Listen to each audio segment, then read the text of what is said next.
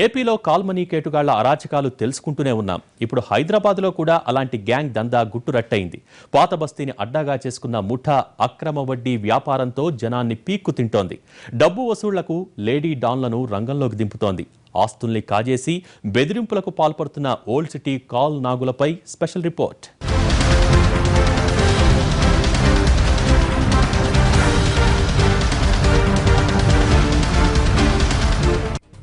వడ్డీలు తీర్చాలంటే మరో జన్మ ఎత్తాల్సిందే. పాత బస్తీలో గల్లీ గల్లీకి అక్రమ వడ్డీ వ్యాపారాలు, అప్పులిచ్చి ఆస్తులు కాజేస్తున్న మాఫియా, మనీ కోసం మహిళా డాన్లతో అరాచకాలు. హైదరాబాద్ పాత బస్తీ అంటేనే ప్రైవేట్ ఫైనాన్షియర్ల అడ్డా. ఇది వరకు వాళ్ల ఆగడాలు భరించలేక ఆత్మహత్యలు చేసుకున్న సందర్భాలు ఉన్నాయి. కొన్నేళ్ల కిందట చార్మినార్ పైనుంచి దూకి ఓ యువతి సూసైడ్ చేసుకోవడం కలకలం రేపింది. కాల్ మనీని ఓల్డ్ సిటీలో ప్రైవేట్ ఫైనాన్స్, డైలీ ఫైనాన్స్ అంటారు. దీనిపై దృష్టి పెట్టిన పోలీసులు కేటుగాళ్లపై కొరడా జులిపిస్తున్నారు.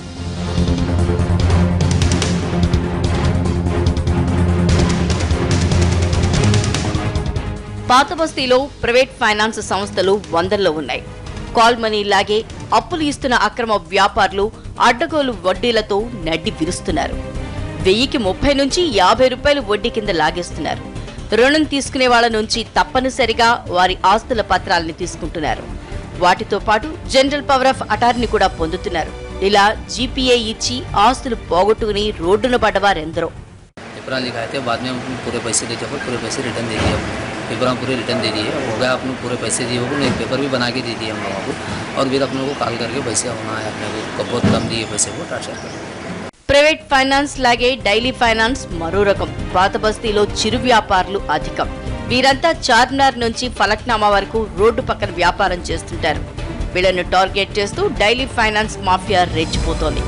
ఉదయం 1000 రూపాయలు రుణమిచ్చి సాయంత్రానికి 1150 రూపాయలు వసూలు చేస్తున్నారు.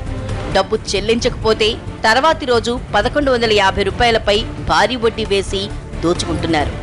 ఇలాంటి ఉచ్చులో చిక్కుకుని చిరు వ్యాపారులు రోడ్డున పడుతున్నారు. लेने के बाद थोड़े इंटरेस्ट के पैसे बीच में दिए, देने के बाद उनको बीच में गए पूरे पैसे दे दिए उनको.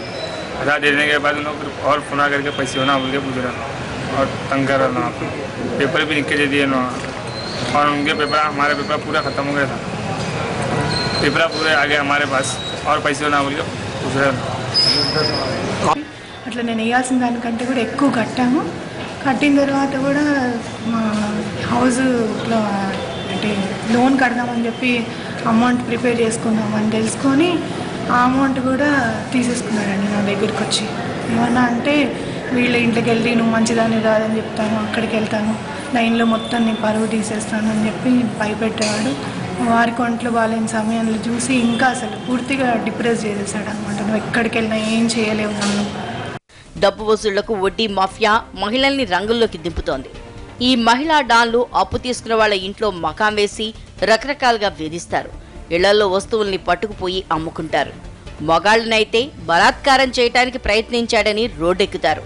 బాధితుల్ని నానా చిత్రహింసలు పెట్టి డబ్బులు వసూలు చేయటం లేడీ డాన్ల నైజం. ఇప్పటికే 252 మంది కేటుగాళ్లను పోలీసులు అరెస్ట్ చేశారు. వీరిలో 4పై పీడీ యాక్ట్ అమలైంది. ఓ మహిళపై కూడా తొలిసారి పీడీ యాక్ట్ కింద కేసు నమోదు చేయడం విశేషం. చాలామంది విక్టిమ్స్ ముందుకు రావట్లేదు. అనేక సార్లు సూమోటో కేసులు పెట్టడం వల్ల కొద్దిగా ఆ కేసులు వీగిపోవడం కూడా వీళ్ళ యొక్క బలానికి లేకపోతే స్ట్రెంత్కి అవకాశాన్ని దారిస్తున్నాయి. కాబట్టి వీటిని పగడబందీకి ఈసారి పీడీ యాక్ట్ చేయడం ద్వారానే వాళ్ళపై వాళ్ళ యొక్క ఆగడాలని కట్టడి చేయొచ్చు అని. ఇప్పుడు ఇది డైలీ ఫైనాన్స్. ఈ యొక్క రేట్స్ కంటిన్యూ అవుతాయి. శనివారం వరకు 1 వీక్ ప్రోగ్రాం పెట్టి 25 teams they will continue these raids. Old city call మనీపై మొదలుపెట్టిన స్పెషల్ ఆపరేషన్ ఎంతవరకు ఫలితాన్ని ఇస్తుందనేది త్వరలో తెలుస్తుంది.